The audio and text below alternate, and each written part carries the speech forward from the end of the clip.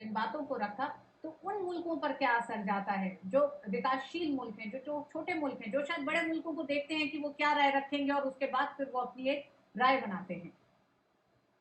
देखिए, महासभा के अधिवेशन में जो भाषण है, उसमें आतंक का मुद्दा केवल इस नजरिए से नहीं उन्होंने उठाया कि भारत को अपनी क्या चिंता है। उन्होंने पूरे विश्व को इसकी चुनौती दिखाकर सामने इसको साझा किया है।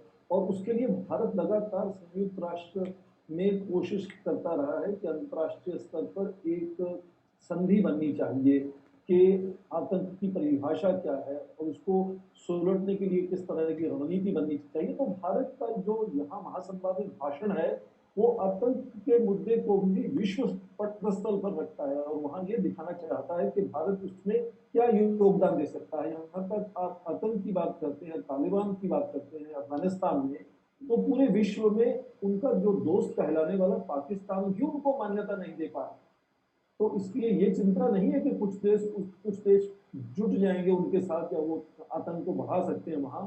पर भारत की जो कोशिश है वो ये कि अंतर्राष्ट्रीय समुदाय में किस तरह से एक एकजुट समझ बनाई जाए, कंसेंसस बनाया जाए कि किन मापदंडों को लेकर तालिबान को खरा उतरना होगा, तभी उनको अंतर्राष्ट्रीय स्तर पर मान्यता मिलेगी।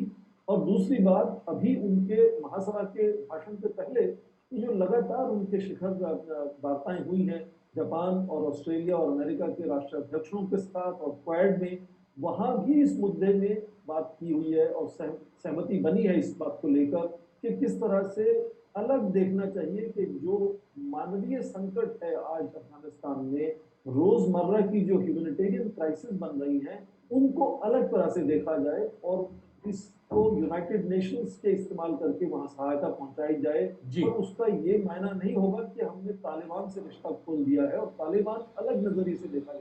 तो जी। भारत का योगदान मैं ये कहना चाह रहा हूं कि आज केवल अपने छोटे क्षेत्र में सीमित नहीं है। भारत जब बात करता है किसी भी मुद्दे की, आतंकवाद का मुद्दा उसमें शामिल है, वो अंतर्राष्ट्रीय स्तर पर कोशिश करता है कि किस तरह से सोच को बदला जाए और किस तरह से इन चुनौतियों से लड़ा जाए। तो वो भारत का योगदान अंतर्राष्ट्रीय स्तर पर वहां नजर आता है। प्रोफेसर सिंह, अब आतंकवाद को लेकर प्रधानमंत्री नरेंद्र मोदी ने अपनी बातों को रखा और साथ ही हमने देखा किस तरह से पाकिस्तान के प्रधानमंत्री ने कल अपनी बातों को रखा।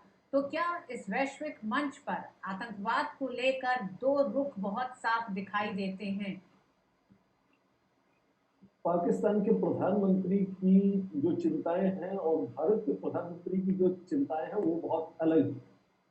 उनके जो दोस्त तालिबान हैं उनमें से भी कुछ घटक इमरान खान को सेलेक्टेड या एक तरह से पपेट प्राइम मिनिस्टर कह देते हैं। प्रोटेस्ट हो रही थी काबुल में कि पाकिस्तान को हस्तक्षेप नहीं करना चाहिए वहां। तो इमरान खान वहां के जो प्रधानमंत्री हैं उनकी समस्याएं अलग हैं। वो चाहते हैं कि कुछ कहकर वो थोड़ा सा पब्लिसिटी पाले, हेडलाइंस में आ जाएं। उसका जवाब आपने देखे कि प्रथम सचिव ने भारत के जो वहां है संयुक्त राष्ट्र संघ में भारत की तरफ से, उन्होंने जब उसका जवाब दे दिया और उसकी बात तक नहीं हुई भारत के प्रधानमंत्री जी के भाषण में, क्योंकि वो जवाबदेही अलग स्तर पर होती है। वो छोटे स्तर पर हमने उसका जवाब दे दिया है। जब भारत बात करता है तो भारत बात करता है बहुत बड़े स्तर, मापदंड कैसे बनाए जाए और किस किस चीजों को मापदंड बनाया जाए। भारत ने बहुत से मापदंड पिछले 3 महीने में पूरे विश्व स्तर पर सामने लाए हैं कि सबसे पहले जमीन पर हिंसा खत्म होनी चाहिए, जी। मानव अधिकारों का, खासकर महिलाओं के अधिकारों का हनन नहीं होना चाहिए, अफगानिस्तान की भूमि का दुरुपयोग नहीं होना चाहिए किसी देश के विरोध में। तो भारत जो है वो अंतर्राष्ट्रीय समुदाय की सोच को एक साझा सोच बनाकर एक मत में सभी से बात कराना चाहता है। हाँ, जी। कुछ देश जैसे पाकिस्तान या कुछ हद तक चीन या रूस वहां अपने एम्बेसी बनाए रख रहे हैं, उनसे बात, तालिबान से बात भी कर रहे हैं। और जब अंतर्राष्ट्रीय समुदाय जिससे भारत जुड़ा हुआ है पूरा एक एक एक जुबान में बात करेगा तो ये देश भी अपना। प्रधानमंत्री ने जब कहा कि न्याय संगत और एकीकृत विकास में विश्वास करता है भारत, क्या आपको लगता है जो प्रधानमंत्री का ये कहना कि democracy can deliver, democracy has delivered, और 4 संबोधन प्रधानमंत्री संयुक्त राष्ट्र महासभा में उनके हो चुके हैं, एक संबोधन वर्चुअल रहा था, किस तरह का फर्क आप देखते हैं इस संबोधन में आज जो प्रधानमंत्री ने दिया? अभी अब अंतर्राष्ट्रीय पटस्थल पर लोकतंत्र की बात होती है तो उसका इशारा सीधा चीन की चुनौती की तरफ होता है। वो चाहे भारत और अमेरिका लगातार अपने आप को बहुत शक्तिशाली और दुनिया का सबसे बड़ा और पुराना लोकतंत्र बताएं, या क्वाड जो 4 देश मिलते हैं वो भी अपने आप को लोकतंत्र के नजरिए से इकट्ठा पाते हैं, और हाल ही में एक 10 लोकतंत्र देशों का एक और गुट बना है।